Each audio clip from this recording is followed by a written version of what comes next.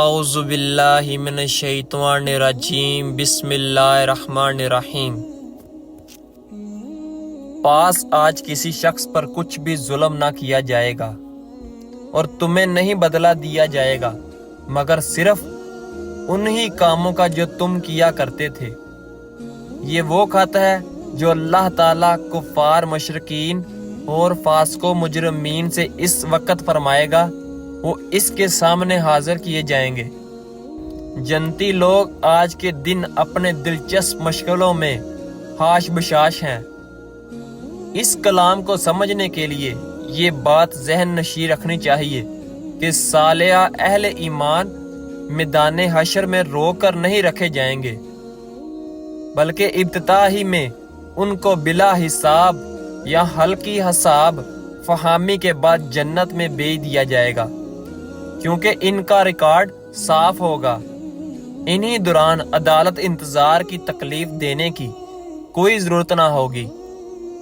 اسی لیے اللہ تعالیٰ میدان حشر میں جواب دینے والے مجرموں کو بتائے گا کہ دیکھو، جن صالحہ لوگوں کو تم اپنے دنیا میں بیوقوف سمجھ کر ان کا مذاق اڑاتے تھے، وہ اپنی عقل مندی کی بدولت آج جنت کے مزے لوٹ رہے ہیں، اور تم جو اپنے آپ کو بڑا زرق و فرزانہ سمجھ رہے تھے، یہاں کھڑے اپنے جرم کی جواب دہی کر رہے ہو۔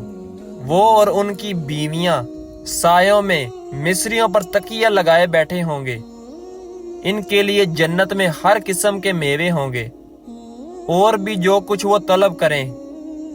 مہربان پروردگار کی طرف سے انہیں سلام کہا جائے گا، اے گناہگارو، آج تم الگ ہو جاؤ۔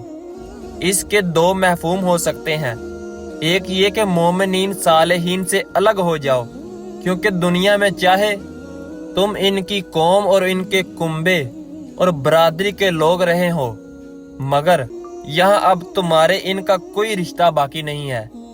اور دوسرا مفہوم یہ کہ تم آپس میں الگ الگ ہو جاؤ، اب تمہارا کوئی جاتحہ قائم نہیں رہ سکتا، تمہاری سب پارٹیاں توڑ دی گئی ہیں، تمہارے تمام رشتے اور تعلقات کاٹ دیے گئے۔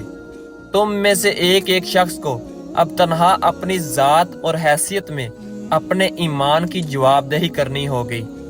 اللہ پاک آپ کو سمجھنے کی اور عمل کرنے کی توفیق دے۔